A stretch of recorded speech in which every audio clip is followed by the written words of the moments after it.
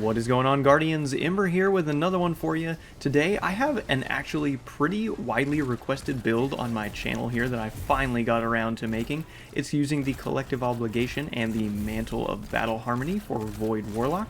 Before we get into it though, let's head down below this video, absolutely obliterate that like and subscribe button.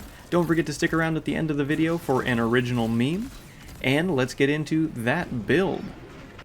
Alright, so let's break down this build and talk about what makes it so incredibly powerful and fun to use. First off, we're using the Collective Obligation. This is the raid exotic from the Vow of the Disciple raid. It allows you to leech void debuffs off of enemies you've applied them to with your abilities and things like that.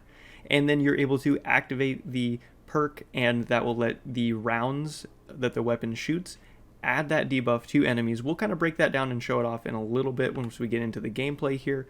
But the exotic armor piece that we're using, and this is where it really takes this build over the top, it is the Mantle of Battle Harmony.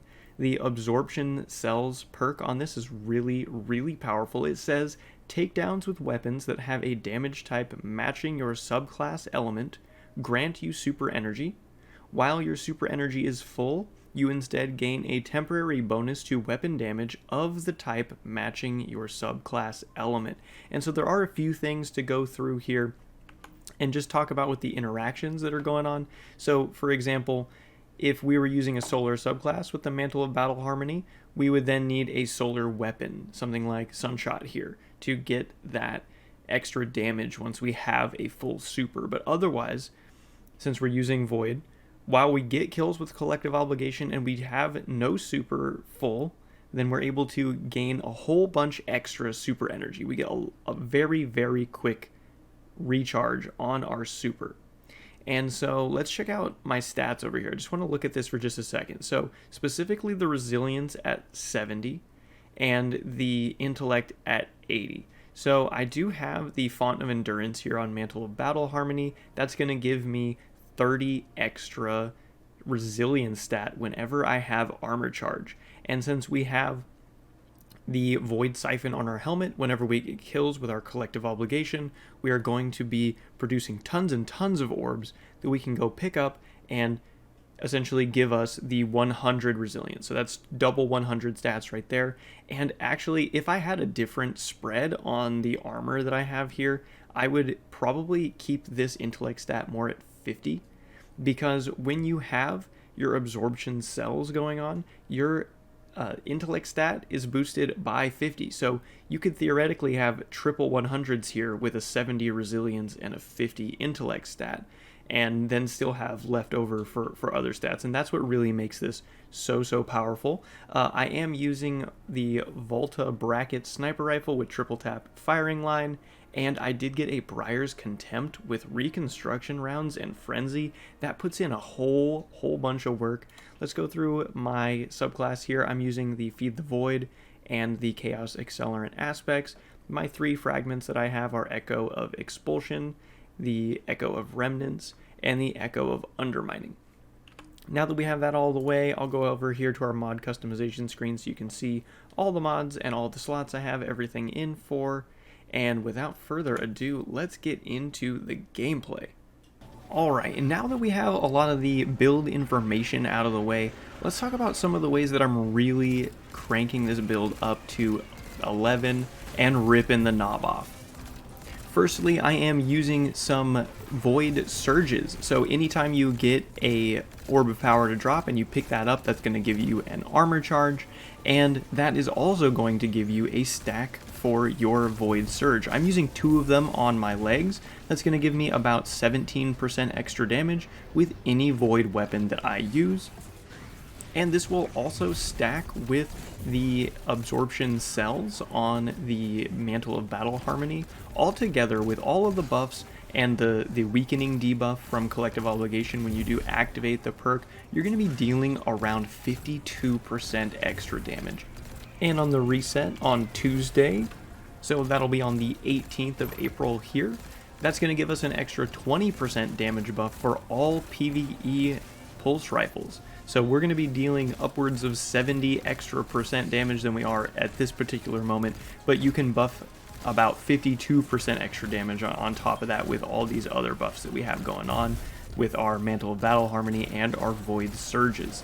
And since we are so powerful here like that, we're able to clear crazy amounts of ads. No ads stand a chance. It really does not matter.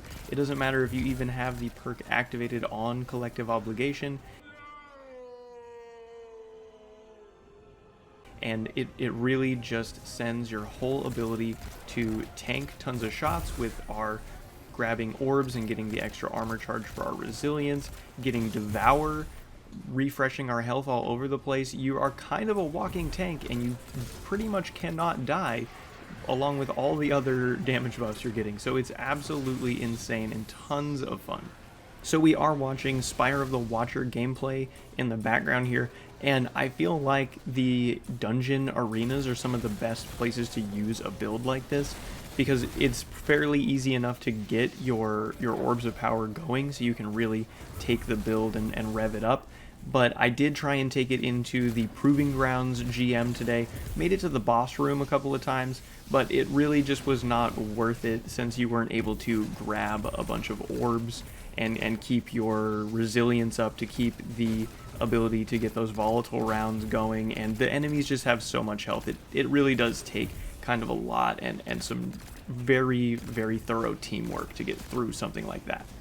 Let's talk a little bit about Collective Obligation. If you're not familiar with it, you can kind of see on the scope here when I am aimed in, you can see that there are 3 small circles off to the bottom right and 1 large one in the middle. So each of those small circles on the right sort of represent a different debuff that you can have. So one of them is Volatile, one of them is Weaken, and one of them is Suppress. And these are for Void 3.0. So you can see all those verbs and what they do inside of the Void 3.0 screen. And then the center orb, the large one there, shows you when the perk is ready to activate, because just leeching it once doesn't let you activate it right away. That would be pretty strong, so you do have to deal a little bit extra damage. But I'm telling you, once you get this perk going, and right here you can kind of see just what it does, you are able to just absolutely wipe out huge waves of ads with very little effort whatsoever. They just really don't stand any kind of a chance. Overall, I feel like the Mantle of Battle Harmony did a fantastic job at supercharging the Collective Obligation, which is one of my favorite exotics that Destiny has ever come out with. A big tip I found was adding the time dilation mod to your class items. You get that extra 5 seconds of armor charge, so it takes it up to 15 seconds. Really just helps with survivability and getting your void damage boost from the void surges last just a little bit longer if you don't have time to run over and grab an orb that you made right away. You can also add something like a firepower mod to your gauntlets just to add the ability to drop an orb of power on grenade kills. That was also a great way that I could extend my ability to keep my armor charge fully all the way stacked up there. And make sure you keep an eye on the amount of time you have Devour left over. You could slot a different fragment, such as Persistence or Starvation, just so you have a little more access to Devour.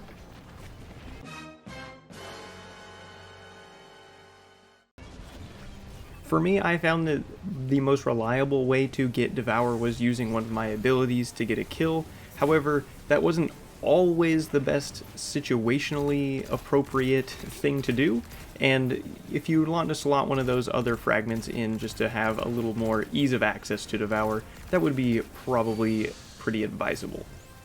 Big thanks to Jesse Gonzel in my comment section of my original Collective Obligation build for pointing me in the direction of the Mantle of Battle Harmony, and also for Nico giving their 2 cents on wanting to see some more Collective Obligation gameplay.